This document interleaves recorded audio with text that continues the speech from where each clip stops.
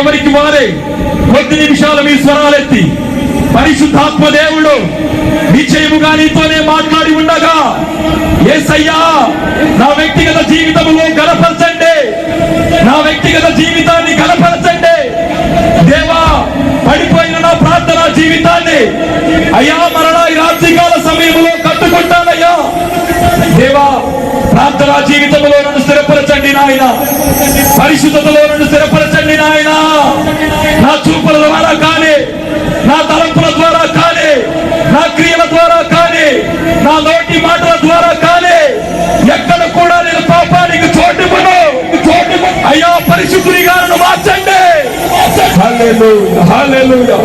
దేవుని ప్రజలారా, నిశ్చయముగా పరిశుద్ధాత్మ దేవుడు ఈ రాత్రికాల సమయంలో నీతో మాట్లాడి ఉండగా దయచేసి